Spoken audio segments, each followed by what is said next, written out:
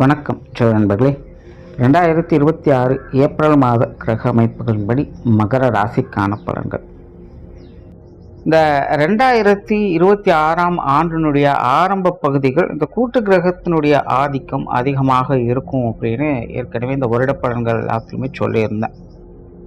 அப்படித்தான் இந்த கடந்த 2-3 மாதங்களாக இந்த கூட்டு கிரகங்களுடைய ஆதிக்கம் வலுப்பெற்ற நிலையில் உலகளாவிய விஷயங்கள் ரொம்பவுமே சலசலப்புகளுக்குள்ள உள்ளாயிடுச்சு.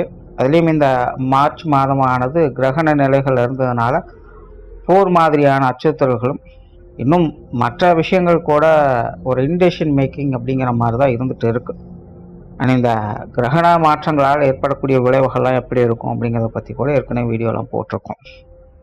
ஆனால் இந்த ஏப்ரல் மாதம் அப்படின்னு பார்த்தோம்னா இந்த கூட்டு கிரகங்களுடைய ஆதிக்கம் அப்படிங்கிறது சற்று விலக ஆரம்பிக்குது.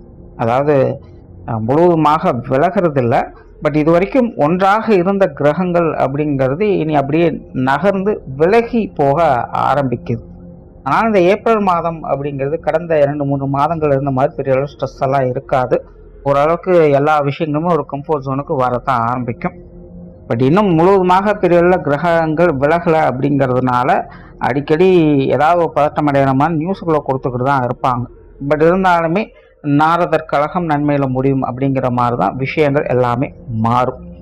அதனால் இந்த உலகளாவிய விஷயங்கள் அப்படின்னு பார்க்கும்பொழுது இந்த மாதம் ஓரளவுக்கு எல்லாமே கொஞ்சம் கட்டுப்பாட்டில் வரும் அப்படின்னு சொல்லலாம். பட் ஆரம்பத்தில் கொஞ்சம் அப்படி இப்படின்னு சொல்லுவாங்க. பட் இருந்தாலுமே அதெல்லாம் பெரிய தாக்கத்தை எதுவும் ஏற்படுத்தாது. பட் இந்த மாதம் இயற்கை சீற்றங்களில் கொஞ்சம் கவனமாக இருக்கணும். பொதுவாக சித்திரை மாதம் கத்திரிவேல் கொளுத்தி எடுக்கும் அப்படிங்கிறது தான் எல்லாத்துக்கும் தெரியும். பட் போன வருடம் பார்த்தீங்கன்னா சித்திரை மாதம் நல்ல மழை பெஞ்சுது. அதையும் ஏற்கனவே அந்த பலன்களை சொல்லியிருந்தோம். இந்த வருடமும் பார்த்தீங்கன்னா இந்த சித்திரை மாதங்களில் மழை பொழியும். பெரிய அளவில் இந்த வெயிலினுடைய தாக்கம் அப்படிங்கிறது இருக்காது. பட் சித்திரை மாதத்துக்கு முன்கூட்டியே பார்த்தீங்கன்னா இந்த வெயிலினுடைய தாக்கத்தை ஓரளவுக்கு காட்டிட்டு போயிடும். அதனால் இந்த ஏப்ரல் மாதம் நீர் சம்பந்தப்பட்ட விஷயங்களை தான் கொஞ்சம் கவனமாக இருக்கணும்.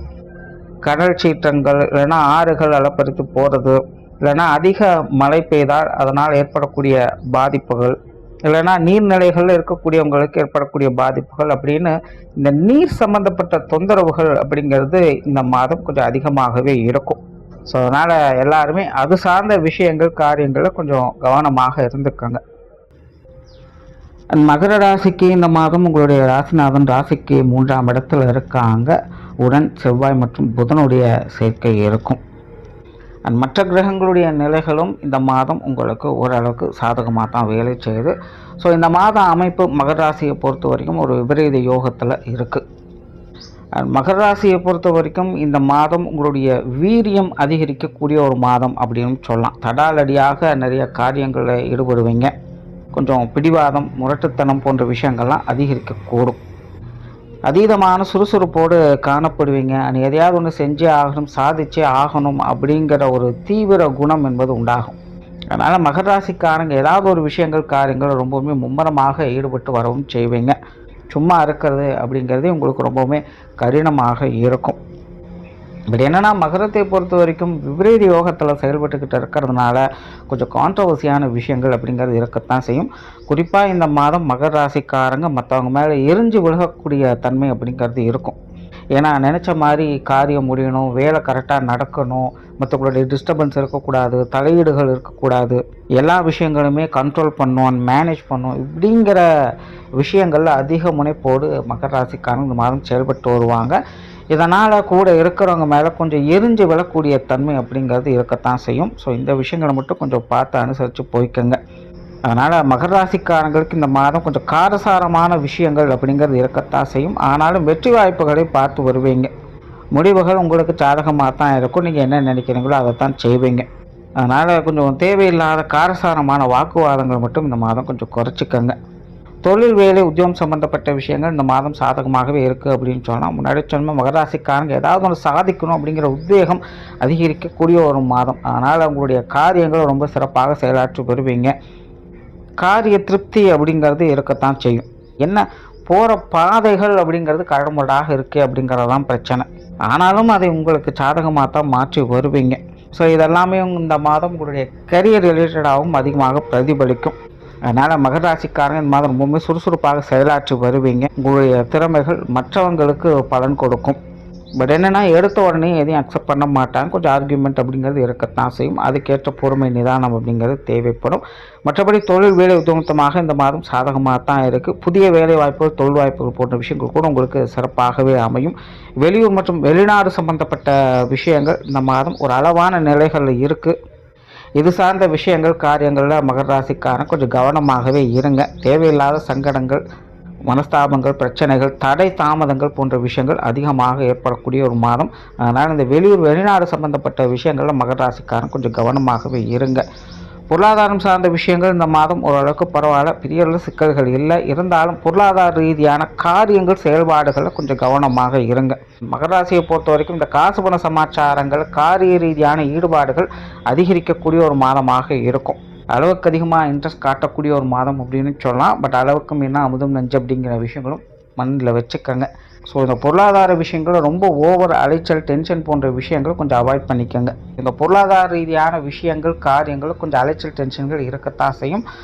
ஆனால் பொருளாதார விஷயங்கள் என்பது மகர ராசிக்காரர்கள் இந்த மாதம் ஓரளவுக்கு சாதகமாக தான் இருக்குது. கொடுக்கல் வாங்கல் விஷயங்கள், கடன் சம்மந்தப்பட்ட விஷயங்கள் இதெல்லாம் கொஞ்சம் அலைச்சல் டென்ஷன் இருந்தாலும் ஆதாயம் தரக்கூடிய வகையில் தான் செயல்பட்டுக்கிட்டும் இருக்குது. ஏதோ ஒரு வகையில் பொருள் வரவுகள் அப்படிங்கிறது உங்களுக்கு திருப்திகரமாகவே இருக்கும். சொத்து சுகங்கள், வாகன ரீதியான விஷயங்கள் இந்த மாதம் ஒரு கலவையான நிலைகள் இருக்குது. வீடு நிறுவனங்கள் சம்மந்தப்பட்ட விஷயங்கள், வாகன ரீதியான விஷயங்கள், இன்னும் மற்ற அசத் தொடர்புடைய விஷயங்கள், கொஞ்சம் தேவையில்லாத விரயங்கள், செலவுகள் அதிகரிக்கலாம். ஏதாவது பழுதுவாக்கக்கூடிய விஷயங்கள், புதுப்பிக்கக்கூடிய விஷயங்கள்லாம் வந்து போகலாம்.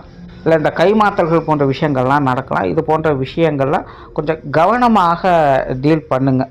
அதாவது பதறிய காரியம் சிதறி போகும் அப்படிங்கிற ஒரு விஷயம் இதில் எல்லாத்தையும் செயல்பட்டு இருக்குது. இந்த சொத்து சுகங்கள், வாகன ரீதியான விஷயங்களில் எதிர்பார்ப்புகள் பூர்த்தியாகும். நீங்கள் ஆசைப்பட்ட விஷயங்களை செய்யலாம், அதெல்லாம் ஒன்றும் பிரச்சனை இல்லை. ஆனால் தேவையில்லாத விரயங்கள், அலைச்சல்கள் கூடுதலாகவே இருக்கும். அதில் கொஞ்சம் கவனமாக இருங்க. அதாவது மகர ராசிக்கு இந்த ஆடை ஆபரண சேர்க்கைகள், பொன்பொருள் சேர்க்கைகள் போன்ற விஷயங்கள் கூட இந்த மாதம் சிறப்பாகவே இருக்குது. குடும்ப விஷயங்கள், காரியங்கள் முற்றிலுமே ஒரு கலவையான நிலைகள் தான் இருக்கும். குடும்பத்துக்குள்ளே கொஞ்சம் காரசாரமான விவாதங்கள் அப்படிங்கிறது அதிகமாகவே இருக்கும். குடும்ப தேவைகள் பூர்த்தியாகும். குடும்ப விஷயங்கள், காரியங்களில் ஈடுபாடுகள் அதிகரிக்கும். குடும்பத்துக்குள்ளே ஒரு சுமூகமான மன மகிழ்ச்சி தரக்கூடிய விஷயங்களையும் அப்பப்போ பார்த்துக்கிட்டு தான் வருவீங்க. ஆனாலும் குடும்பத்துக்குள்ளே, குடும்ப உறவுகளுக்குள்ளே காரசாரமான விவாதங்கள் என்பது தவிர்க்க முடியாததான் இருக்கும். இந்த விஷயங்களை பெரிதாகாமல் பார்த்துக்கங்க. திருமண அமைப்புகள், புத்திரபாக்கிய அமைப்புகள் ஓரளவுக்கு சாதகமாக இருக்குது. பெற்றோர்கள் சம்பந்தப்பட்ட விஷயங்கள், குழந்தைகள் சம்மந்தப்பட்ட விஷயங்கள் மகர ராசிக்காரங்களுக்கு இந்த மாதம் கொஞ்சம் நல்லபடியாகவே இருக்குது அப்படின்னு சொல்லலாம். ஆனால் கணவன் மனைவி உறவுகள், உடன்பிறப்புகள் சம்மந்தப்பட்ட விஷயங்கள் கொஞ்சம் கான்ட்ராஸ்டான விஷயங்கள் அதிகமாகவே இருக்கும். நீங்கள் ஒன்று சொல்ல அதுக்கு மாற்றி அவங்க வேறு ஒன்று சொல்ல அப்படிங்கிற மாதிரி தான் விஷயங்கள் போகும். ஸோ இந்த மாதிரியான விஷயங்களை கொஞ்சம் பார்த்து அனுசரித்து போய்க்கோங்க. பட் எதுவாக இருந்தாலும் முடிவு வெற்றி உங்களுக்கு தான், அதில் எந்த மாற்றமும் இல்லை. ஆனாலும் அந்த வெற்றியை போராடி பெற வேண்டிய சூழ்நிலைகள் தான் இருக்குது. அதில் மனஸ்தாபங்கள் ஏற்படாமல் பார்த்துக்கிட்டிங்கனாலே இந்த மாதம் உங்களுக்கு எல்லாமே சிறப்புகளாக தான் இருக்கும். உடல்நலம் சார்ந்த விஷயங்கள் கொஞ்சம் கவனம் தேவை. குறிப்பாக அடிக்கடி டென்ஷன் ஆகக்கூடிய நிலைகள் இருக்கிறதுனா உடல் சோர்வுகள், தலைவலி இந்த மாதிரி விஷயங்கள் அதிகமாக இருக்கும். உணவு சார்ந்த விஷயங்கள் கொஞ்சம் கவனம் எடுத்துக்கங்க. மாணவர்களுக்கு கல்வி வித்தை சம்பந்தப்பட்ட விஷயங்கள், காரியங்கள் சாதகமாகவே இருக்குது. அதில் எந்த பிரச்சனையும் இல்லை. ஆனால் மாணவர்கள் கொஞ்சம் கடுமுறையான பாதைகளை தான் தேர்ந்தெடுப்பாங்க.